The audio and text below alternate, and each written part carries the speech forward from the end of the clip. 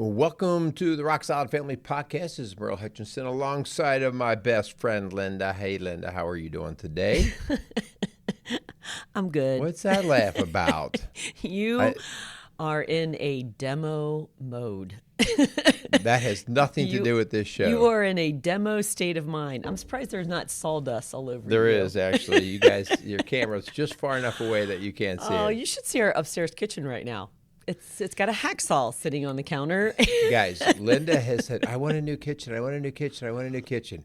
Earlier this week, I said, okay, let's go. And I went to bring my tools out. She said, no, you can't now. We're going to have company this weekend. I'm like, really? Just when I'm getting us, the male brain, when it's go time, it's go time. And you just threw the brakes on me. So here I was like a dog pulling a dog sled all week going, waiting. So they left our house last night. Last night, yeah. This It hasn't morning, even been 24 hours. Game on. It's been 20 years. I've been asking for paint. You got to do it now. Update.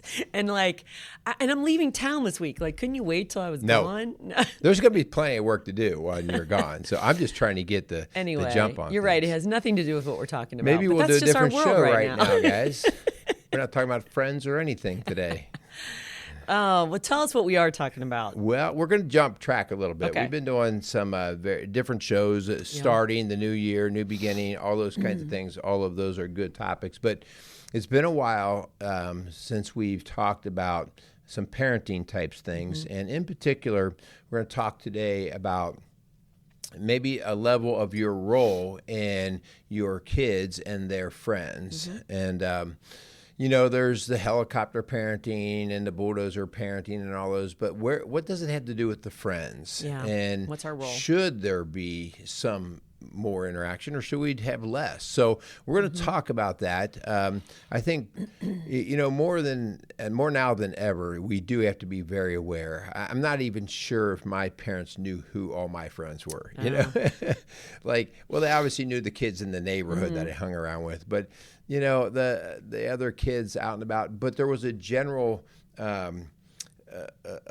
level of etiquette and ethics that all of us kids seemed to follow. Not that everybody was perfect, but I think there was greater trust by our parents. Yeah. Now, maybe that was wrong. But maybe your parents, not mine. Yeah. Well, I'll let you speak to that. Yeah, exactly. But before we start all that, let's thank our sponsors. We want to thank Casey's Outdoor Solutions, Maxwell Construction, and the Hoosier Ice House for their support of what we do at Rock Solid Families. And if we're new to you and you have no idea who Rock Solid Families is, then please check us out at rocksolidfamilies.org. We are a faith-based coaching organization located in the greater Cincinnati area, and we work with individuals and couples and families every day, working with these kind of questions, right? Parents come to us and say, okay, I have a 10-year-old, or I have a 15-year-old, or I have a 21-year-old. Like, what's my role when it comes to their friendships, especially if you see like a train wreck coming for them? And so, and it does depend on the age of the child. Sure and does. We're going to talk about that. Yeah. But we also have some things coming up we want to make you more aware of. Yeah. So this week, coming up, if you guys are listening to this week, so on January 25th, this coming Saturday, as you listen to this, we're going to be doing our end of the month parent training down at the Firehouse in Lawrenceburg, Indiana, down on Tate Street. And so this is our Families Rock program. It's from 8:30 to 12 o'clock. It's $75 per household to come. And guys, it's going to be good. It's going to be really good. We got more and more interest that's coming, and just that makes for a good class because you get more questions and interaction back and forth. But our numbers have always been pretty solid. So yeah, and we talk about things like this, like in the season, different seasons, your role as a parent, and so and again, that is our intensive. It's a 1 day, 8:30 to 12 every end of every month, but we also have something coming up in February that is free. Tell us a little bit about that. So we are combining forces, really, I'm just going to say with the city of Batesville and the schools. I mean, there's the YMCA, the Kiwanis, there's other, Safe Passage in on that one? They are They are promoting it, yes. Yeah, so there's a bunch of nonprofits, but people who care about the community in the Batesville area, and we are going to be offering our Families Rock program on the Tuesdays in February. Okay, so that's the 4th, 11th, 18th, and 25th. That is going to go from, I think, is that 6 o'clock is dinner. Yeah, from 6 to, and then we're going to start teaching 6:30, around 6:30-ish. Yeah. There will be childcare provided. It's at the Batesville Intermediate School. All right, so if you are interested, please let us know. You can reach out to our office at 812-576-7625. Mostly, we don't have to have a hard count for everybody, but if you are going to eat or have childcare, we'd like to know just so that we don't leave it short in terms of food or the people to And if take you're care listening of to the this kids. at the last minute and you haven't registered, you're welcome to come. But again, the advanced registration is mostly for the food and for the childcare. Yeah. And so that's going to be 6:30 to 8. And it's kind of cool, hun, because we have incentives that are being sponsored through a grant through the Batesville Kiwanis. And so there's going to be gift cards given away and other resources, and organizations are partnering with us to get some grant money back for those that attend. So so don't forget about that, as well as please save the date for March 13th. It is going to be our second annual partnership banquet at Higher Ground Conference and Retreat Center in West Harrison, Indiana. And so if you listen to us, if you sponsor us, if you partner with us, if you're a client of ours, we would love for you to come, because last year was just an amazing celebration and gathering of all different kinds of people who just really care about families. Yeah. Right? Yeah. And wanna I see think them it's healthy. important, hun, to say that it's something we need you guys. We keep our fees down very minimal compared to other people who do what we do. And in order for us to do what we do, we rely heavily on donors, sponsorships, and things like that. It's because we have always said money's not going to be your reason for not getting help. But to be able to back that up, we have to have some resources behind us. And you guys have been fantastic. But in this upcoming year, 2025, we want to expand. Not because we just want to, but because there's a need. And so in order to do that, obviously, it takes resources. So we need you guys. No shameful plug in that we're asking. Please, if you're interested, show up at our banquet. If you want to know more about that sort of thing, or just donating and helping out that way, reach out to us, because this is a community effort in order for us to do what we do. Yeah. You can also go to rocksolidfamilies.org and click the donate button if you aren't able to come on March 13th, but want to support what we're doing. And really what we're doing is bringing Christ back into the home. Right. We're offering hope and help and healing to people who really, just Google us. Yeah. They've never really considered God being involved in their problem or their solution and their family and their home. And so we're just offering another opportunity to really bring some healing and some wholeness into homes and families. And so we know that that's a huge need, and some people don't even know what they're missing. So partner with us and see how God just transforms people's lives and really underwrites this work that we're doing, because we want to hire another coach. We want to have another location, and all of that takes funds that really we don't want to make it so unaffordable for people that they don't come in our doors. Sometimes it is because it is affordable, they come in our doors. And then we have the opportunity to speak hope into their lives. Yeah. All right, let's get to the topic. Yes. Okay, so friendship. Yeah, we're going to talk about friendship. Let me just start with a verse. So this is out of John 15, verses 13 through 15. And it just speaks to the importance of the idea of friends and what friends bring to the show for us here. It says, "Greater love has no one than this, that someone lay down his life for his friends. You are my friends if you do what I command you. No longer do I call you servants, for the servant does not know what the master is doing, but I have called you friends, for all that I have heard from my Father I have made known to you." The whole idea that Jesus wants to be our friend, and the idea that friendship is kind of baked into the human DNA, that we all desire it. And why do we desire it? And it comes to the idea that we have come to find out we can't go it alone. We have to serve each other. And no matter whether you're Christian or not, you come to realize that. You need a job. You have to have people work for you. You work for people. And so the idea there is well, how well does somebody serve you, and how well do you serve others? Like, do they have your interest at heart, and do you have the interest of them at heart? So I think it's really important from the get-go that this is not, ice-breaking news here, that this is, it's fundamental to the human DNA. Yeah, and so we want, as parents, to guide our kids into how do they develop healthy relationships, right? How do they pick their friends? And so does a parent have a role in that? That's so a lot of times the question we get, like, should I be weighing in? Should I let them, make these bad decisions? And so, Proverbs 22:24 and 25 says, do not make friends with hot-tempered person. Do not associate with one easily angered. Bad company corrupts good character, 1 Corinthians 15:23 says. So we know that it's a lot of times our direction of our life is by the people we surround ourselves with, right? Yeah.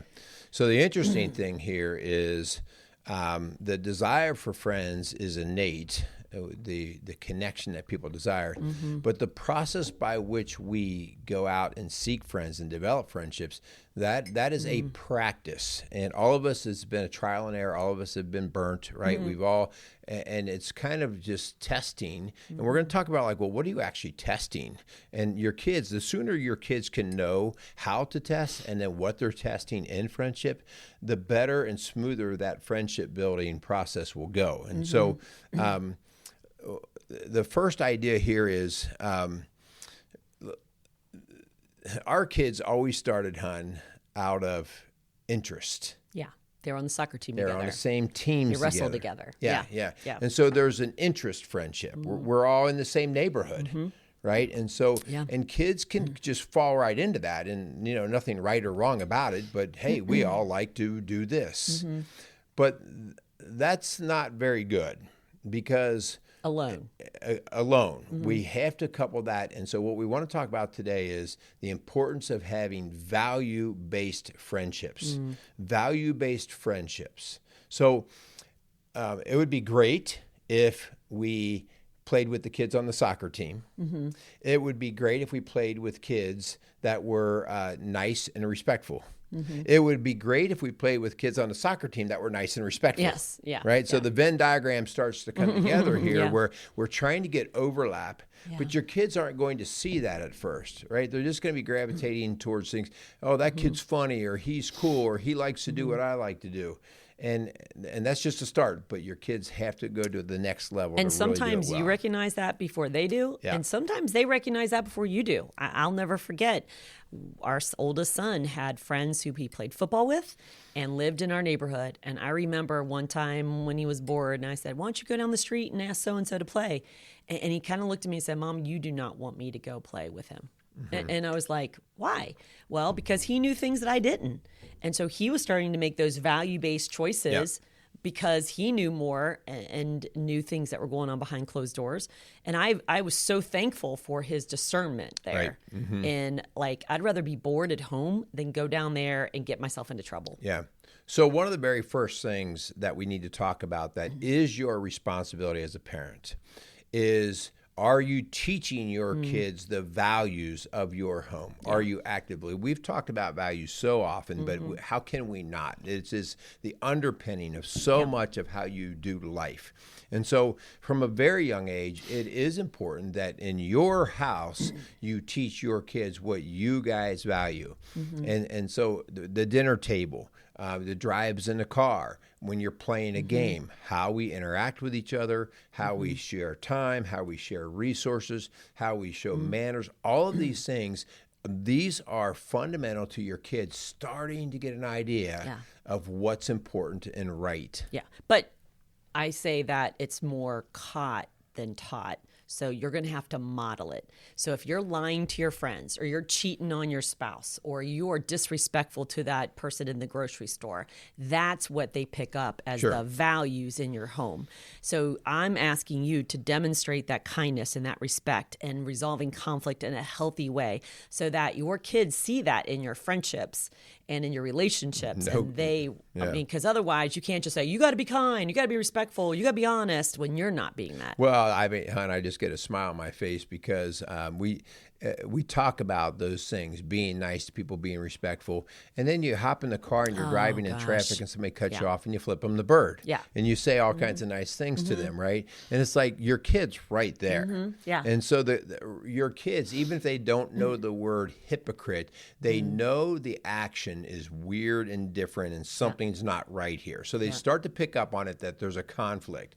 And so these are the reasons why, our talk and our actions, they do have to match, especially if your kid is to kind of get concreted in that, like, no, like through and through, this is how mom and dad operate. And I'm going to even say one other thing and push back on that even more, especially if you call yourself a Christian. Because the biggest damage is done, the greatest damage is done when you take your kids to church on Sunday and you're fighting with your spouse or you're lying to your kids on Monday. Yeah. And so they don't want anything to do with that. Yeah. Because that hypocrite thing is, if that's what church is, if that's what God is, if that's what Christianity is or the Bible, I don't want any part of it.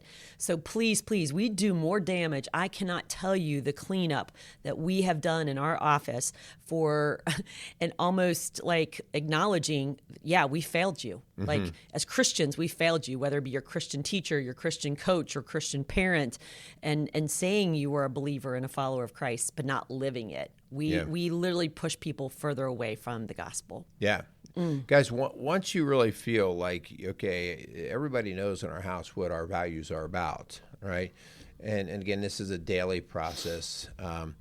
Then you can actually, your kids will pick up on this as well, but then you can teach them discernment. Discernment, as you talked about earlier, Hun, how our son was able to discern. Even this was a kid he interacted with frequently through school and sports and stuff. He was able to discern that this behavior is probably not the type of thing that's either going to do well for him or possibly get him in trouble. And so then we start to discern. And I think the important thing, when you teach your kid to discern, the kid that he's wanting to interact with, or that wants to interact with him, will not think of it as discernment. They'll think of him as being judging and being snotty and being uppity. That, who cares, right? Like, at the end of the day, you're responsible for your kid. And so we teach our kid to discern the right from the wrong and to be able to stand for that. So, I noticed that the way you treat other kids when we're out playing soccer and the way you talk to the coach and stuff, like, I just can't be part of that. Yeah. That's a discernment. Yeah. And part of the discernment comes from just being around each other. And so you want to meet these kids, your kids' friends. You want to meet their families. So go have pizza with them after the soccer game, right? So you're sitting there with the parents and you're seeing the kids interact. You're inviting the kid to come over to your house and have dinner with you. Hun, out of 5 children, I remember one instance with one of our kids of a friend who did not want to meet us, did not want to sit at the table and talk with us. And that was a huge red flag to me.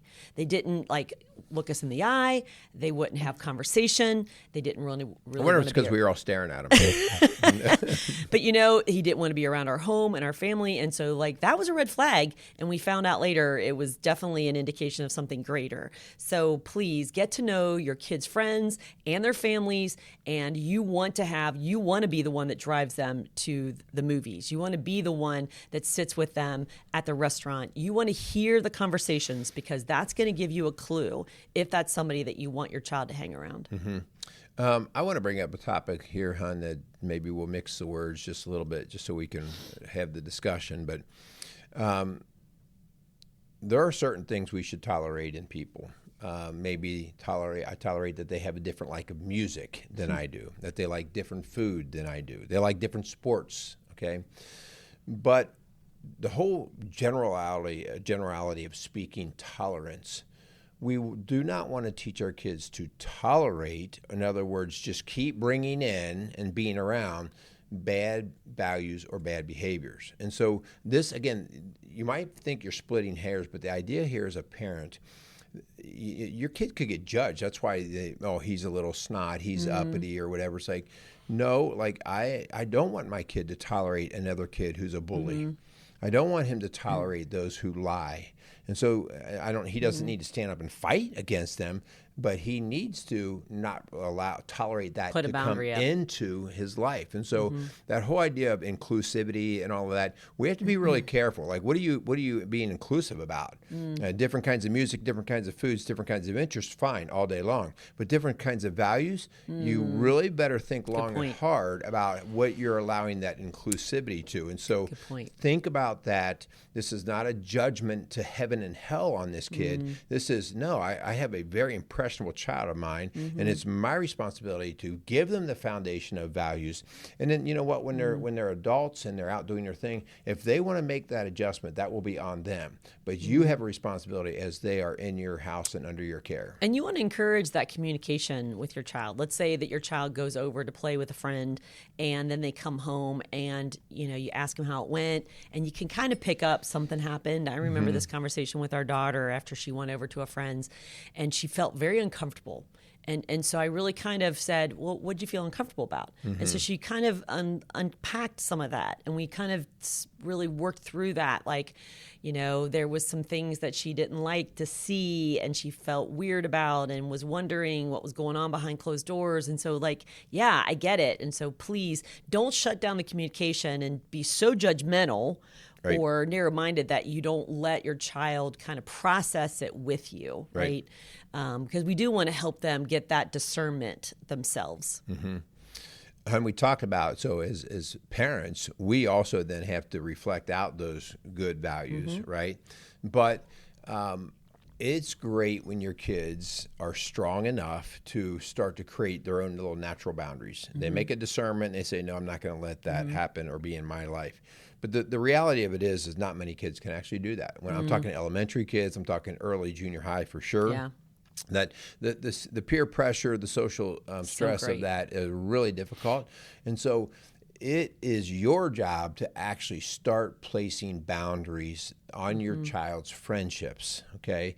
Again, I do want to learn about them. Especially in season 2, which is the elementary early. It's a 13 or so, yeah. So that you're going to place boundaries, like, no. Not spend the night. You're not spending the night, or you're not going to hang around that kid until he does come over for an afternoon and we get to all kind of hang out. Like, you're going to place boundaries on them, and you're not going to apologize for that. Because your kid can't quite do that yet, right? It takes some guts to do that, right? Yeah. And because your kid's not out there to offend people he knows. So, and you're not out to offend people, but you are out to protect and help guide your kids. So start setting appropriate boundaries and don't apologize for it. Tell them right up front why you're doing it. Well, I need to know this kid a little bit better, or I see that this kid or this family that this kid comes from partakes in this, and we just don't do that. Okay, so as you're saying that, we're going to have to say this too. That's why we believe a smartphone and social media is a no-no at this stage, because you lose the right for that voice. 100%, you lose the awareness of what's going on if they're snapping back and forth, or they have this secret text thread going on with their buddies, and they're swapping pictures, or they're sneaking out, or I'm just saying, like, that just opens up Pandora's box, because you're right. They don't know how to navigate it. They don't know what to do when that girl says, send me a nudie, or that guy says, hey, why don't you sneak some beer and come over to my house? Like, or just the language, right? Like, we saw that with one of our sons, like the language. We're like, really? Like, you're 13 and that stuff's coming across. And so he got his phone at 13. He lost it at like 13 and a half. Yeah. So the point is, like, it's too early. It's too early. And if they say, but everybody has it, or, if you loved me, like, please, I know that sometimes we let that cow out of the barn and then we don't know how to get it back, that genie back in the bottle. But I'm just telling you that this is why, because you have no control over navigating their friends at that stage. But hopefully, if you do this season well in season 2, which is the leadership stage until 13, 14 years old, then when they've shown themselves worthy and kind of adhere to your values, then you can let go slow by giving them some freedoms, knowing and thinking that maybe they understand where they should go with those friendships. Yeah, and I'd say it's not a perfect science, as we know. Yeah, but better chance. The next area of that is don't hesitate, and in fact expect and demand it, that you get to know your kids' friends and their families. It's not that you have to be intimately involved with their families as they're your number one friends, but get to know them. And that could be, hey, you happen to be at the basketball game and you sit next to the parents of the kid that your son wants to hang out with. Right? Yeah. Get to know them a little bit. I think, that will show you so much in terms of how they interact, how they operate. You won't find, it won't take long at all. Yeah. And you'll see that there's a certain family value that they're upholding or not. And those are those early teen years, 13, 14, 15, 16, before they get their license. Because the minute they get their license and a job, like, you're not involved in that much anymore. You're not in the car with them. You're not driving them places and chauffeuring their friends. And so this is really important as we transition into the teen years, that you do step back and not monitor every single interaction, because you're not going to be able to, especially if they do have a smartphone. But the goal would be that you still have connection, that you still are the chauffeur that takes them to the movies, or you do have the girls over for a sleepover, and that you get to see and monitor and their language and their choices and that kind of stuff. And if they violate those family values, it's on them. That the repercussions are theirs, their consequences are theirs. Like, you made that choice. Yeah. You knew what our values were. We gave you that freedom, and with freedom comes responsibility. And so if you're going to be irresponsible, then you lose your freedom. Yeah. I always say, our values don't change based off of your mood or the circumstances. Our values are our values. That's why they are the foundation. They don't change or move. Yeah. And the next thing I think is really important is, all through this process as your kids are growing, is to have an effective line of communication. And sometimes words are not communication. And so this is really difficult. I think it depends on your kids. We've had kids in our house that talk, and everything. And we've had kids that I didn't have anything to say. What do I have to talk about? So you're going to have that across the board. I think it is your job. You are the adult. It's your job to learn to do that dance with them. If you have a kid who's quiet and he just doesn't have a lot to say, and you're constantly, tell me about your friends, they'll shut down even more and more. And so, and we've had that, we've had to learn to dance. Like, okay, I got to back off. I can't be constantly, because then it comes across as that nagging, and they shut down. Dads, you actually have a great opportunity to get into your kid's head, your boys especially, by just asking how they're doing.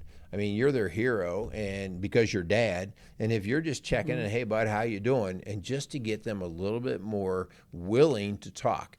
Now, they're not always going to go deep on you, but that's okay. If you've already established a means of communication and a comfort level of communication, when things do get a little sticky, it's not going to be foreign to have that conversation. So always keeping that line of communication going is so important. And where do we, dinner table, car rides, that's where you're always putting fertilizer on the communication process. Yeah. But again, that phone is such a doorway into a lot of unhealthy relationships. And so please, I would still have some monitoring going on, some limits and filters going on. I don't let it sleep in their room. I would, have the password and permission that's a, it's not their phone, it's your phone. Yep. And so, and have consequences that phone or, restrictions happen if you don't follow the values, right? Yeah. Not saying they're always going to get it right and they're not going to blow it, but the fact is that they know, okay, if I do this action, this is the consequence. The Bible says we reap what we sow. But if all of a sudden, you said it too, hon, if you change your values midstream, because let's say, oh gosh, well, she really wants to be sexually active, so I'll go get birth control. Or she's going to do it anyway. She's going to do it anyway. Or I'll let him spend the night because, or I'll go buy the beer. It'd be better if they drank in our home. Let's set the values now so that when they have these challenging questions for you, or they want to kind of implode the values, you're like, no, this is what we said are the values when you were 12. It hasn't changed just because it's more tempting at 16. And so stay the course, mom and dad. Please, you're the parent.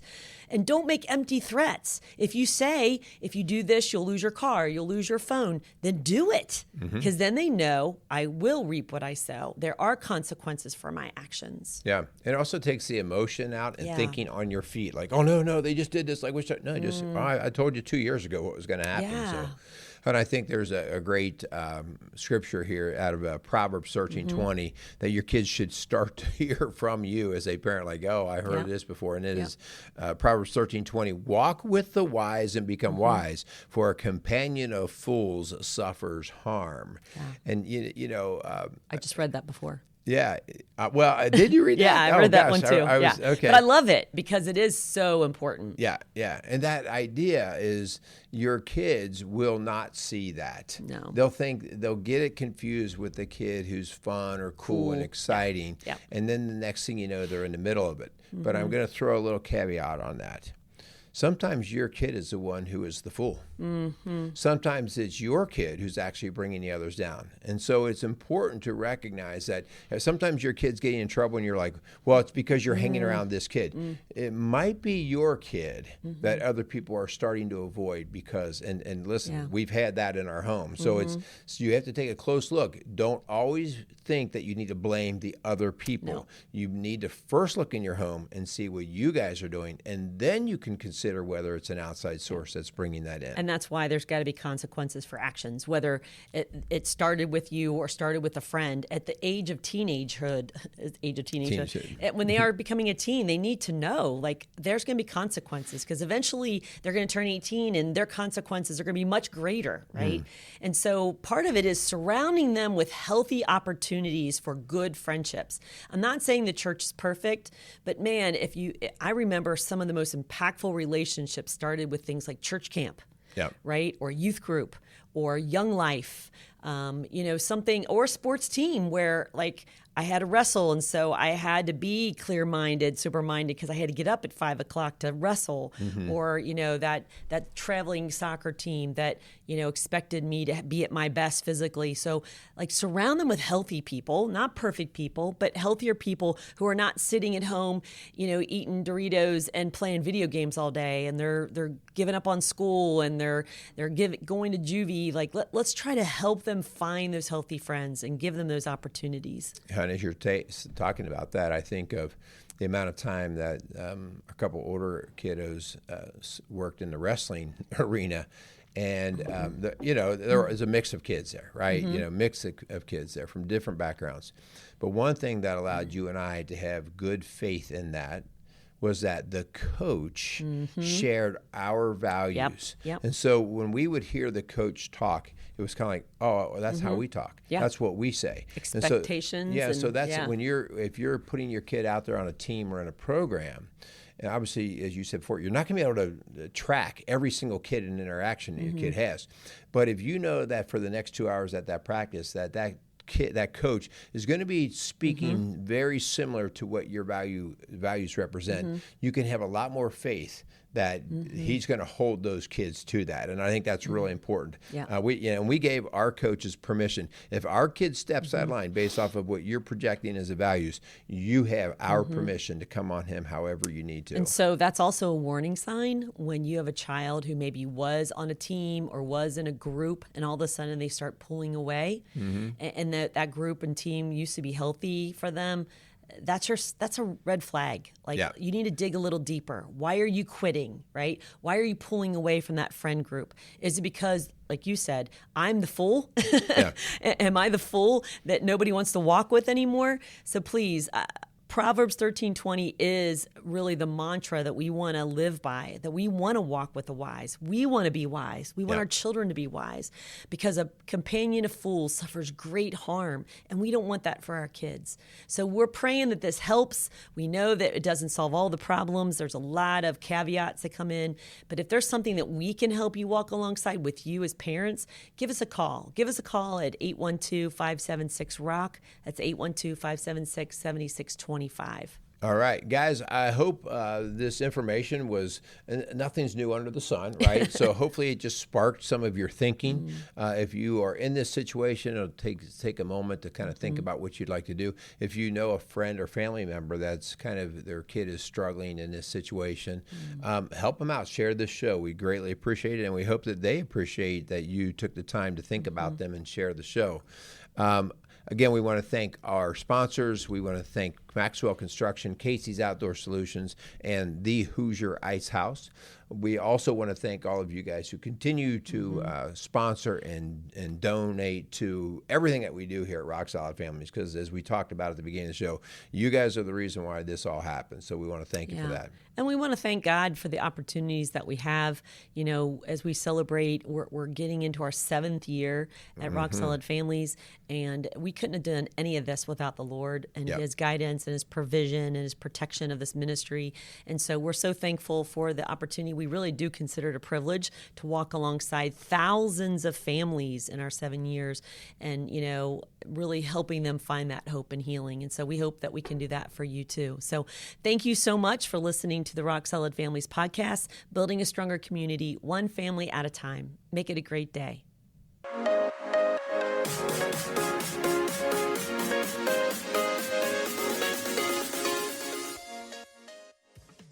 Rock Solid Families wants to thank Casey's Outdoor Solutions for sponsoring the Rock Solid Families podcast. Casey's has grown to be one of the largest and most unique garden centers and gift shops in the Cincinnati tri-state area. Whether you are looking to take on that next landscape project or simply add a little home decor to your house, Casey's has you covered. Located at 21481 State Line Road, Lawrenceburg, Indiana. Call them today at 812-537-3800. Let Casey's help you add beauty to your home.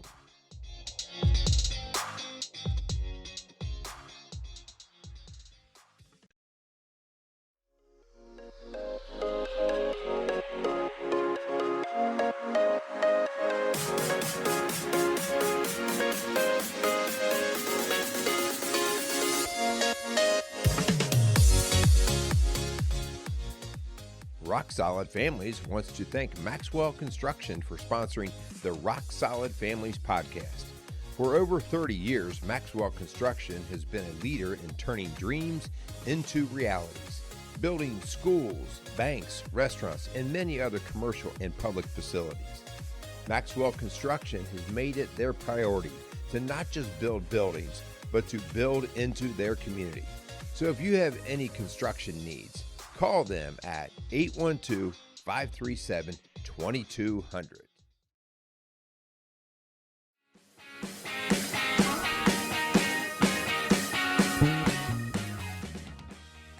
Rock Solid Families would like to thank Hoosier Ice House for being a proud sponsor of the Rock Solid Families podcast.